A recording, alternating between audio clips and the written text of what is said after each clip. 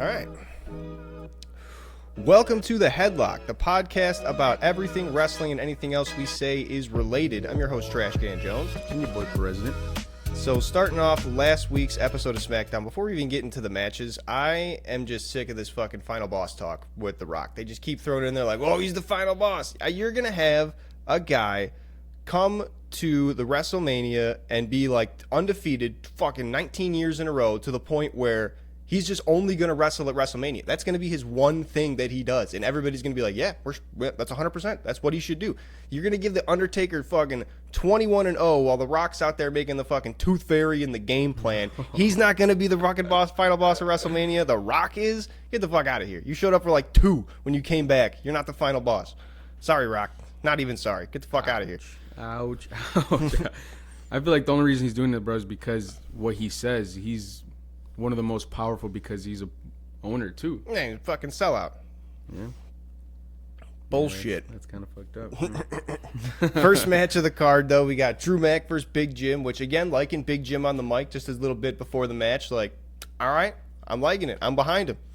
Yeah, and they're finally pushing him, like I said, bro, with another big face in the company right now, Drew McIntyre. They're finally doing it, bro. They're finally doing it. It's good to see. Yeah. Yeah, Drew takes control, hits that Alabama slam on the steps. It's Looks disgusting. devastating, dude. Love that shit. Yeah, but I love how Uso is paying the tribute to Jeff, bro. When he does the Uso in the win. Yeah, they That's called it the fucking Uso in the win. That's so fucking badass. Jim hits that corkscrew, too. A little bit of offense gets going. Yeah, he's starting to hit that like every other week, bro. He's not doing it too much. Right, which I but love. he's showing off. Yeah. But then you were talking about it, we were at work yesterday. Fucking Drew McIntyre hits this flying headbutt on him, and it stops him.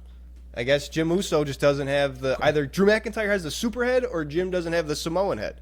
I was thinking, I was like, maybe the only reason he got off that Glasgow kiss was because he took so much damage. You know, he took the Alabama slam onto the steel steps. Like, he was hurting. I was like, maybe that's because he didn't fall. If you're taking the headbutt, if you're taking a Glasgow kiss, you're usually falling to the ground. Yeah, he took it pretty well. He took it like a champ. He didn't take just not one. He took 2 Glasgow kisses to the face. Right, and then stops Drew with the super kick right after that. So it's not like it was something that actually turned the tide for Drew. Exactly. It's okay. Like, you would think, you know, after taking 2 Glasgows from Drew, like, you're going down for sure. But, I mean, he did take him. He ate him, took him like a champ. But just the fact that, like, he didn't just brush it off and was like, nah, you're not going to do shit to me kind of bothered me a little bit. Something that did get brushed off are the fucking 2 super kicks that Drew McIntyre gets hit with. First gets caught off the top rope, then another one that he's just like, you know what, that one wasn't even real. And then just fucking hit him afterwards. I'm like, okay, so the super kick is just, it's not even a real move anymore. It's some bullshit. Yeah, but see, that's why I also think those because I want to try to play it off like you have to factor in other shit. Right, bro, like he was hurt or tired or something. Maybe didn't get the full connection, but shit. I just want to like it not to be dead, bro. It's like don't kill the super stop kick. using it. Make it a kick to the gut. Why you got to do a super kick to the head? If it's going to be especially a transition move, just throw a side kick. Or throw a leg kick. If you're going to throw it in, bro, don't throw it in 10. That's what I'm saying. I'm throwing 10. Jey Uso's running on that shit, especially the past week on Monday. He was doing a whole bunch. Oh, bro, but when he hits them, they're just so satisfying. They're satisfying to sound. And when you play them back, they do not look good. Really? Oh, no. Damn. Especially when you fucking see, like, compared to Shawn Michaels and shit. No, but Shawn Michaels is a goat at that, bro. Yeah. It literally if you watch Shawn Michaels, it literally looks like he's dead ass kicking them in the face. Yeah, because I think he's got that fucking the flexibility and control to where he can like push their face with his foot as opposed to like hit them with it. I feel like he would like dead leg it almost. You know? Right. Yeah, it was like he would just dead foot it basically. Right, kind of like a hockey push as opposed to a slap shot where you're just kind of like dragging it. But anyway, back to Jim and Drew. Jim tries to sneak the win, or Jim does sneak the win with that roll up afterwards, and then Drew immediately is just like, "Fuck this, you ain't getting him," breaking it down, which is cool. I mean, that's what you're saying. Jim and Drew finally get into this feud together. You're actually like, you're kind of feeling bad for Jim because he's getting the breakout, even though he won the match, he's still getting beat up. So it's like, all right, he's now put in the underdog position, sort of deal. Yeah, I kind of liked it though because that's just gonna extend it. They're just gonna keep pushing Drew and Jimmy, and it was a good match. So they got everybody else working in the title picture, so they don't really have a title picture to work them in. Exactly. But it's just a feud standing alone. Pretty good. Not bad. I'm messing with it.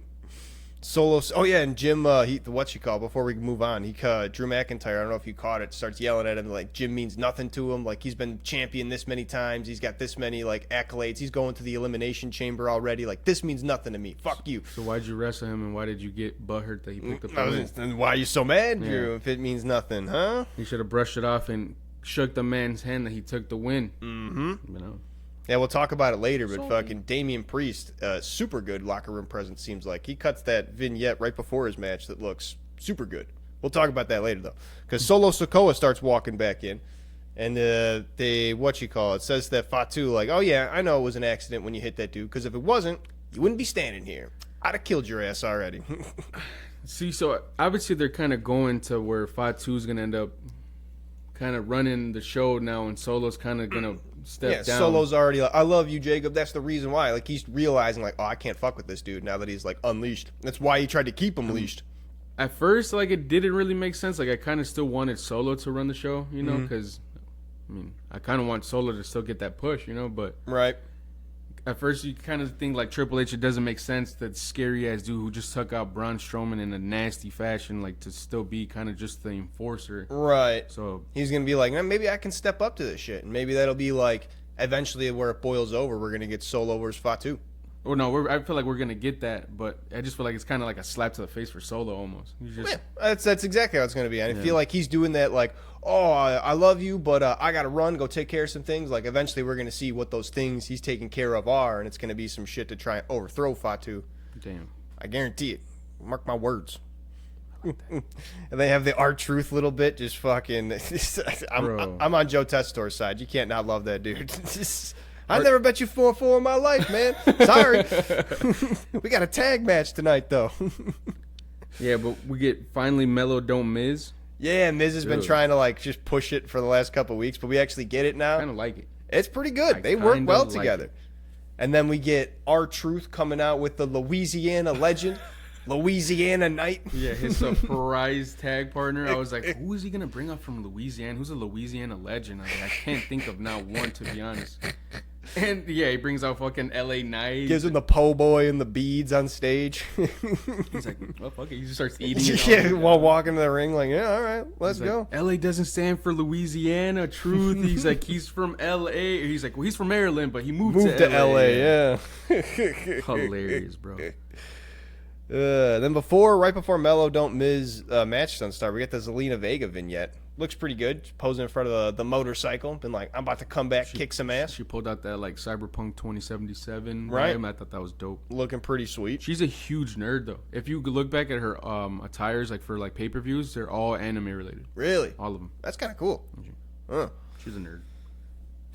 right away with Mello Don't Miz though. Miz comes out as intro and Mello just fucking pushes past him like, get the fuck out of this shit. Yeah. I'm not trying to do a tag entrance with you, dude. No. We're going. Dude, did you see the way fucking R-Truth just still moves, bro? Like, it's crazy. He doesn't move or miss a beat, bro. Like, I don't think he barely botches anything, bro. He doesn't slow down for his moves. He's fast as fuck. And he's pulling off like some actually really good moves, not just like play DDTs and snap suplexes. He pulled off like a stunner suplex. He pulled like the twisting crossbody, bro. The spinning. Yeah, one. the spinning like, fucking. What the fuck, bro? It's like, it's wild. What do you do? What's your regiment, bro? Like, because I was gonna say I have a note that says Mello and Truth are both looking good. And Mello's like young. He's known for being athletic, fast, quick paced. And the announcers were even saying like it's all gas right now. Like it's quick paced match. Truth is keeping up. Yeah, more than keeping up. Like there's like a 35 age year gap, bro, and he's keeping up with these dudes. It's insane. That's crazy. Yeah, I like R-Truth too. Like he slams Mello down and fakes a pin count. Oh yeah. 1, 2. Yeah, Mello kicks out like, wait a minute. Yeah, he's like, wait, he's never even on me. What the fuck? The Truth tries to tag in the Miz too. The fucking awesome Truth. He's like, all right, come on. And the Miz is like, no, what? It's like you love the comedic relief from R-Truth, but it's like you still want it to be kind of serious though. Like these are his final years. Yeah, it's crazy. He can just turn it on like that though, because like he does that comedic thing and then immediately just goes into that like what they call it, the lie detector, that spinning forearm that he does, and it's like, okay, wow, that's. You're fucking around because you can, not just because you have to, and you don't have like wrestling ability. You're just like, I'm having fun with it. I would love to see him, since Shinsuke ends up coming up and hitting LA, bro, I would love to see like R-Truth do something where like he pretends a beef with Shinsuke or something.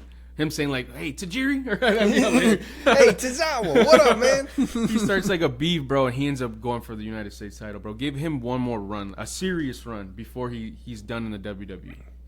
That'd be really funny if he, and not even because I feel like if they gave him a run, they might do something of like, oh, he accidentally gets the title type shit. But I want him to go like, all right, I'm coming after the WWE title, and then gets the United States title type shit. Like, I mean, that would be funny. He got the title, like he was going for the title run, but it's like, well, nobody tell him. He's on top of the world right now. That would be funny. That would be funny. Keep the comedy in it with truth. That would be funny. Right. And speaking of picking up the pace, we were talking about LA Knight was picking up the pace with the Miz too. They were both of them are keeping up a fast pace, going back and forth, hitting each other. It's actually pretty sweet. LA Knight, bro, like I know it's just an elbow drop, but I don't know something about he hits that shit just so gracefully, bro.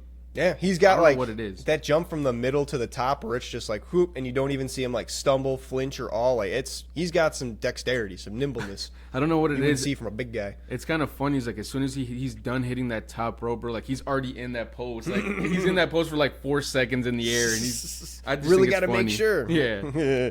Then we get that first 48, bro, into that skull crushing finale, bro, for the win. Super cool. Oh my god, that was such a cool combination of shit. It looked a little funky, but just the fact that they just tried it, bro, is like, I mean, they're gonna end up pulling it off again, so it's just gonna get better. Right, Mellow don't Miz. We're gonna see what different shit that'll be. Like maybe he'll fucking do it from inside to out or something and hit it.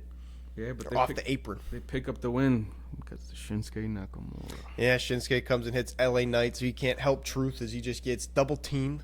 No good. Unfortunate, but hey, we're gonna see more Mellow don't Miz, so we're gonna see a lot more of.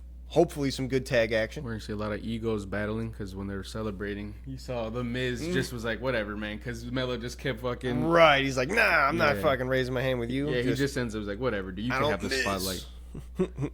Fucking... Miz just being, Melo, don't Miz.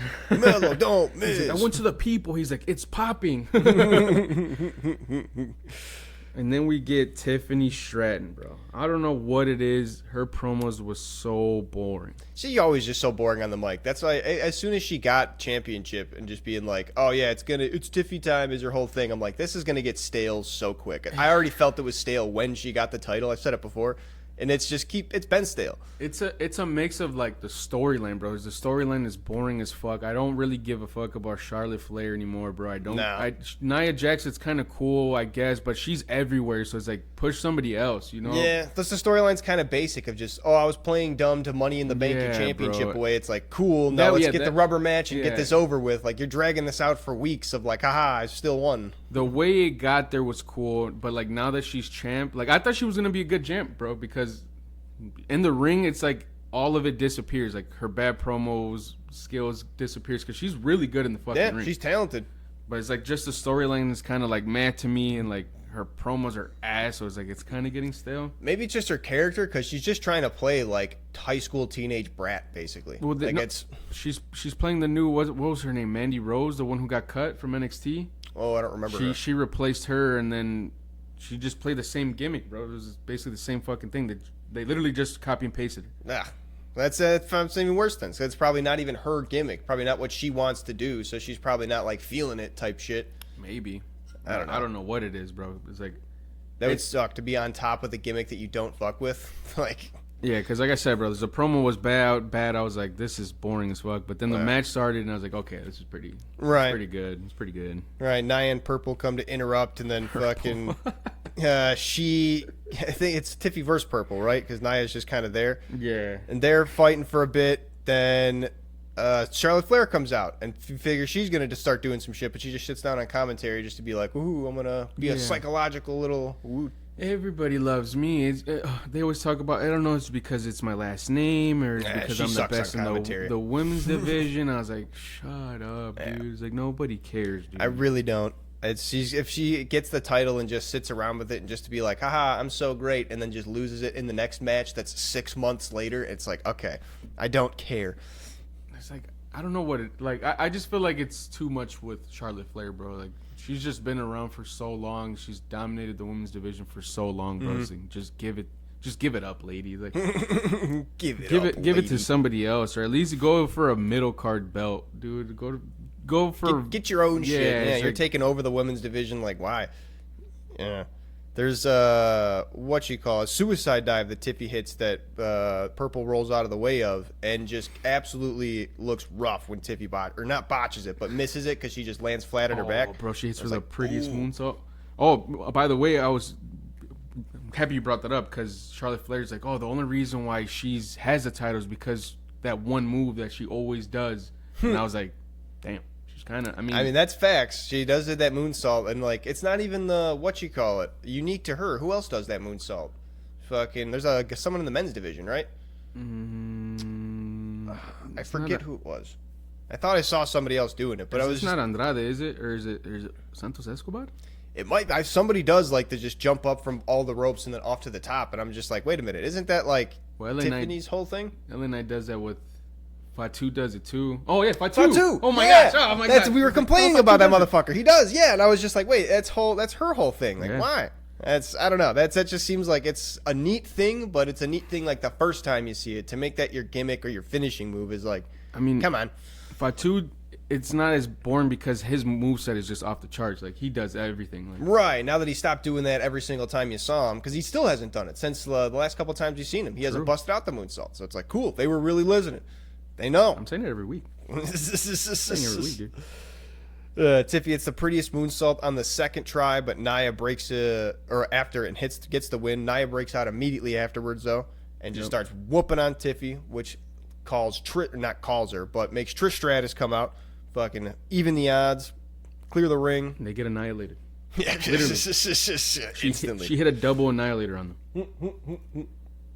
Stacked them up instantly and then destroyed them. So I wonder what that's going to mean. I hope Tiffy's run comes to an end because it seems like that she's not stacking up. But if her end runs, bro, it's literally going to be Charlotte Flair, and I don't want to see that.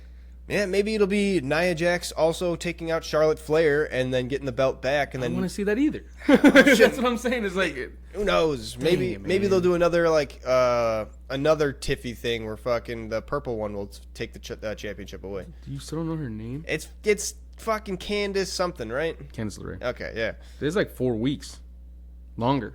Since you've been trying to learn her name. It's just easier because she comes out next to Nia Jax and she's the smaller purple one, and it's easier to just remember that. But she's really good though. She's still really good. Yeah, she's not bad.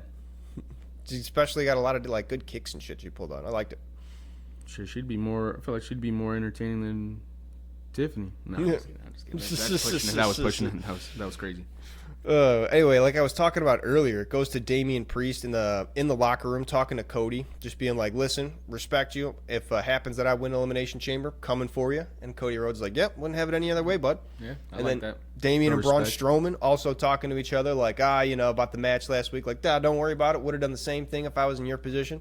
And I just wanted to put out, like, even if, like, you're trying to put on a scene of like, oh yeah, let's just be buddies and hash it out. Like, you can still do that bad. Like, they did that so well to where you'd believe they were friends and you would believe they're fucking just hanging out backstage and stuff. Like, that's a really good, I don't know if it's actual locker room presence. That's probably real, that's why. It's super cool to see that. Like, everybody's respecting each other, like, yeah, let's get some business done tonight. Fuck some shit up. Well, I feel like kind of ruins it for me, bros, if you go on Xavier Woods' YouTube channel, Up, Up, Down, Down. Mm-hmm.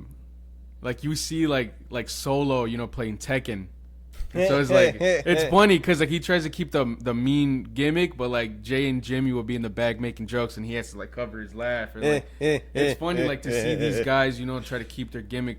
I mean, they're all real friends in the back, Right. Like, I mean, it's like Fatu getting excited with the boogeyman. He's like jumping up and down like a little kid. Dude, like, that was so dope to see. Like, because I saw that, I was like, oh, that's the boogeyman's shimmy, and he wants one more run. Boogeyman saying that's for real love. Yeah, that's fucking wild. I wonder if we get the boogeyman, if we're gonna see him and Fatu meet. That would be sick. That'd be fucking crazy, right? Boogeyman takes the title off Fatu at WrestleMania. Yo, I don't think they're gonna give Boogeyman a title run. Triple H is listening. Make it happen, man. Did Boogeyman ever have a title? Did he get the IC once? I don't know. I don't think so. I don't remember. I don't think he ever won the title. Yeah, he was always just kind of a mid-card guy, just gimmicky. So that'd be sweet if he ever actually gets the one little title. I'm telling you, man. Fatu can make it happen. It'd be sweet. Bianca and Naomi get a little interview, say they want revenge on Liv. They're going to get it. They got that fucking match going on later tonight.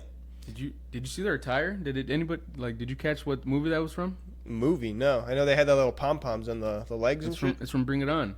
The cheerleader movie? No? I don't remember that. I don't think I've seen it. I mean, I haven't seen that shit either. That's whack as fuck. All right, anyways, so it's like they interrupt, so the match doesn't happen. It's a classic, man. Don't judge me. I mean, okay. I guess I won't. I've never seen it. That's why they did the cosplay. Anyways, that's pretty cool. No, I thought it was really cool, bro. I mean, yeah, I like that movie. It is a cheerleading movie, but wait, is that the one where his fucking? I might be thinking of the gymnastics. Is it the gymnastics one where these fucking these are speared fingers? That might be a different fucking movie. No. I think that is that movie. It is Bring It On. He's like, these aren't speared fingers. That these. Is, yeah, I have seen that movie. Yeah, I knew you've seen it. It's just, come on, dude. I thought it was gymnastics. I didn't think it was cheerleading. You're quiet. You've seen that freaking movie, dude. You're quiet. Yeah, but we ended up not getting to see that match because Liv and Raquel end up and you disrupting it. Wade Barrett also might be listening to this podcast because he fucking not buying the story either. You're talking about last week that it just kind of puts them in the place. I don't know about that. Wade Barrett's pretty vocal about it. Like, listen, it's not them for sure. We didn't see them do the crime. They were just there.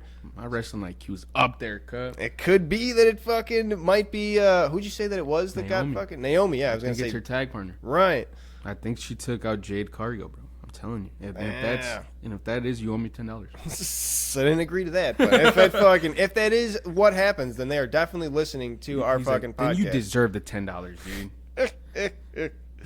Yeah, Liv and Raquel, though, not waiting for the bell, just start beating it up, and then no match. There's no like, all right, let's get this started and get it settled. They were just like, fuck it. And then they just disrespectfully laugh and Nick Aldis' face and then just walk away. Yeah. What is Nick Aldis going to do? That was baller. Yeah, what is Nick Aldis going to do? He knows that they're fucking draw. He didn't do shit. Right. They're gonna be back next week for another match. He knows it. And then moving on, bro. What in the actual F is The Rock's new song? I don't fucking know. Oh. I don't know. Dwayne Sellout Johnson shows up when you know that car showing up. The fucking Ford pulling up right on screen. I'm like, so I wonder who Ford paid him some fucking dollars. Some shit. How do you go, bro? You have one of, if not one of the most classic entrance songs in the world, and then you pull out that bullshit? Whoever wrote that shit, fuck you. You deserve to get fired. It was probably some shit like the licensing rights, like the people who actually made his song like wanted a little bit more money or whatever the fuck. He's like, fuck you, I'm gonna make my own there's song. No, if that's what that is, The Rock, you're stupid. Yeah, I don't fucking, because he has the whole new like the final boss fucking thing on the Titantron instead of the Brahma Bull. It's you like, can still put that shit, bro. Put the final boss, but keep your music, bro. Keep the if you smell. I want to hear that shit. That's what the people want. But he's gonna do that himself. That's what I don't fucking the whole Rock's entrance just being like long and gratuitous as it was too. There's not even like a whole lot that he does. He was just trying to like Michael Jackson it, of like look around. I'm like, come on. Yeah, you could tell he had nothing prepared for that fucking promo. I was genuinely so irritated, bro. Like hearing this shit, I was like, you said the exact same thing over and over for the last 10, 15 minutes. Right, and then you just break out you all syphilis-riddled bunches of hacks I've ever seen, like trying to just be a fake-ass heel in the middle of it, and it's just like, what? But that shit pissed me off, too. How are you going to be like a fake... You're going to be a heel, and then you're like, and then I invited you to Moana 2. Thank you guys for supporting that. It's like, what? I don't, You're showing them love, and then hate, and then love, and then hate. What are you doing, because he's just trying to, like, be The Rock at this last time, but I don't fucking get it. Yeah, it was really confusing and annoying promo. I'm over The Rock. I'm definitely over all this final boss fucking talk with him. I don't get this shit. And he wants to do like, I want your soul, Cody. So I guess The Rock's going to be the new corporate, and he wants Cody to be on his side. So we'll see how that fucking plays out. Rock's coming back for another WrestleMania steal, probably. He's going to be a crappy Santino Marella. He literally talked to like, there's that one time where you were about to finish your story, and I came in and I made a business decision, and it was best for business. And I was like, so you're just admitting that you came in and wanted to fuck around just for fun. Basically, you fuck. Yeah. You thought it would make more money. I maybe it did. Maybe fucking Cody's story would have made more. Now we'll never know. I never thought I would say this, bro, but it's just like, The Rock, just step away, bro. That's what I'm. Get step in the back. Just you want to be the away.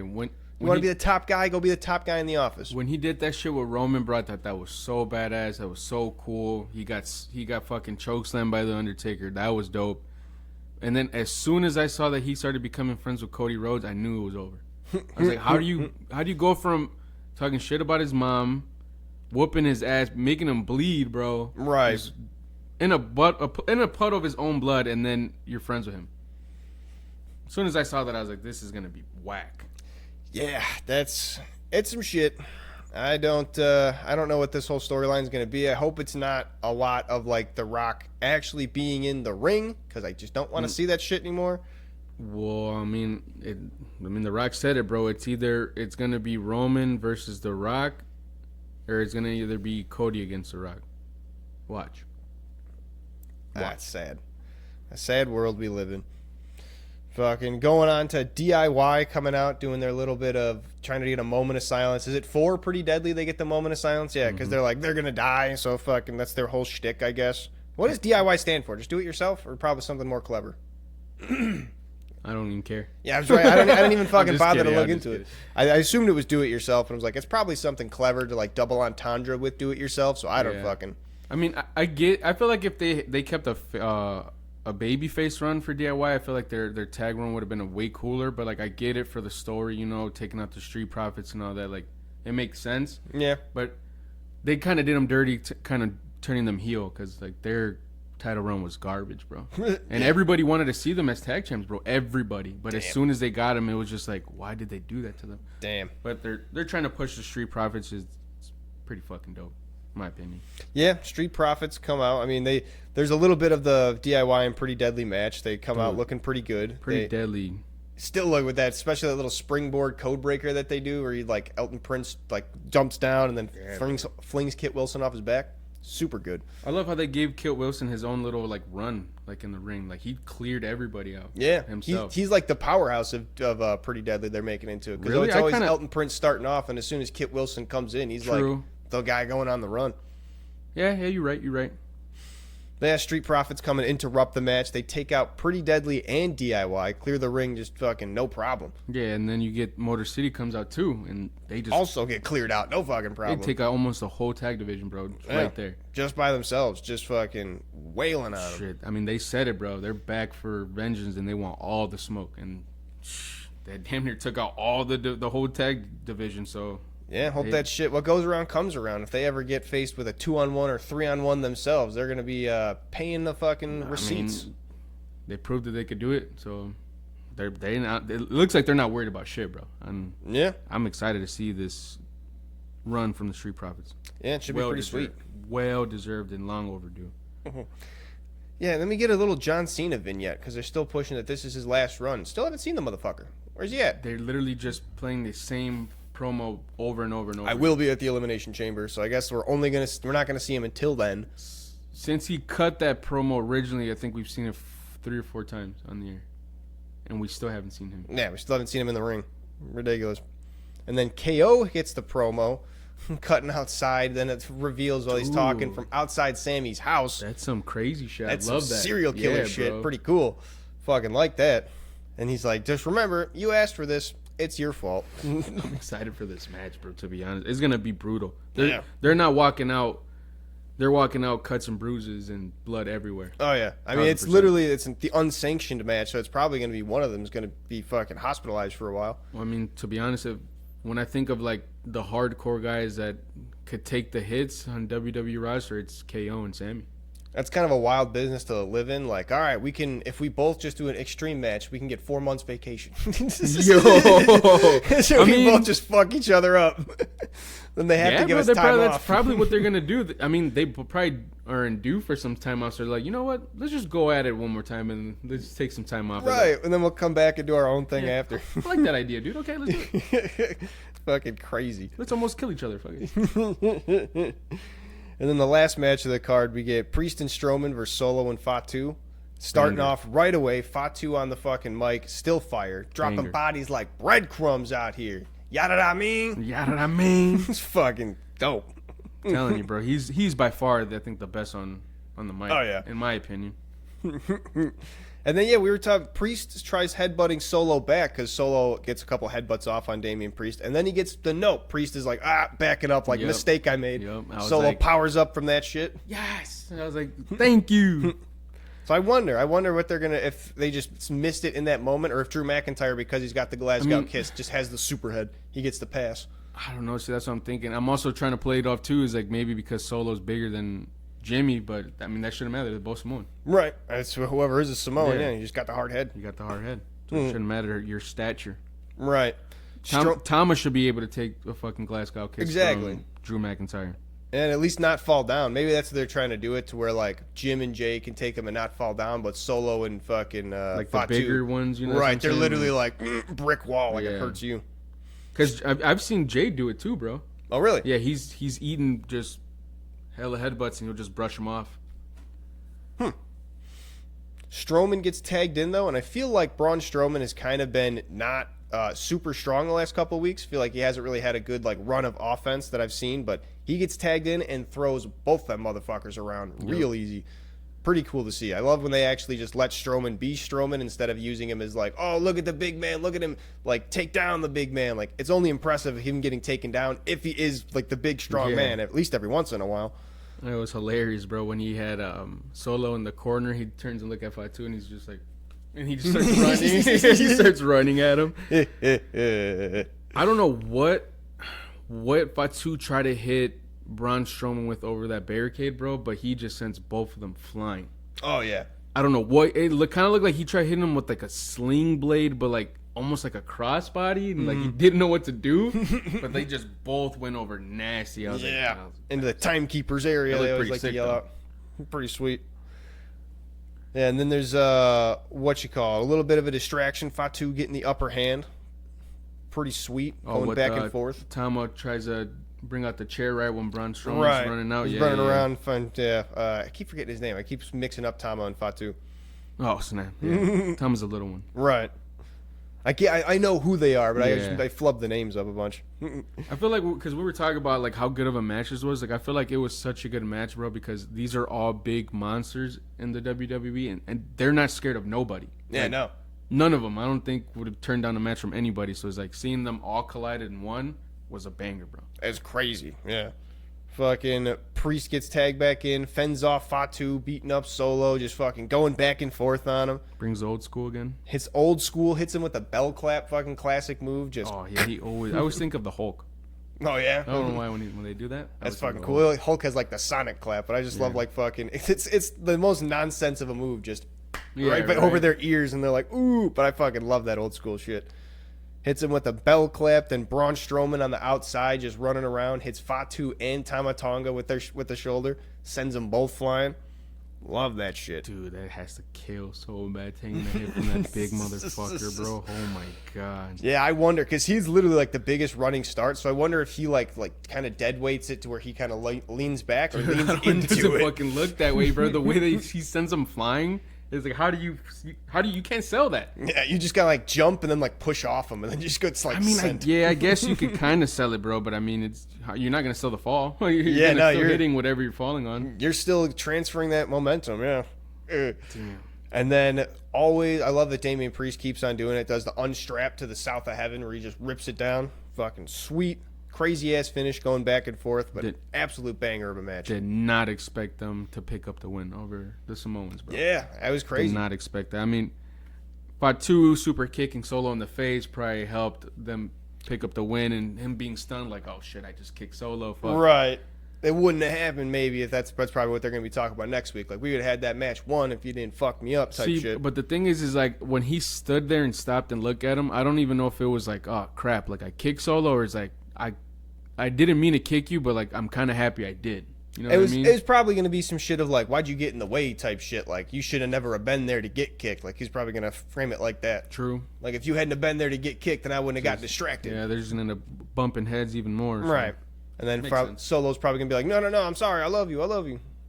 Facts. But that ends up the episode of SmackDown, unless you got anything else.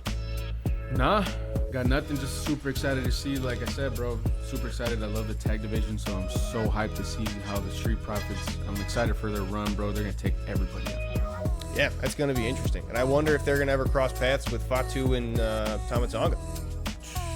That would be a banger. That'd be a banger of a match, but I don't think Fatu and the Tama are going to be like in the tag division kind of mixed that way. So I wonder if they're just going to like. It's going to be Tama and Tamaloa when he comes back from his injury. That's going to be sick. I can't wait, bro, to see the Street Profits versus La Garza. That's going to be a banger, bro. Yeah, they're part of the only tag division that wasn't out there. That's going to be a banger match. I'm excited for them. Yeah. Well, thanks for listening in. Tune in next week to get the recap of this week's episode of Raw. If you like what you heard, be sure to share it around with anybody that you know likes wrestling, and share it with anybody that doesn't as well. Tell your friends about me. Tell your mama. I've been your host, Trashcan Jones. And President. Peace out.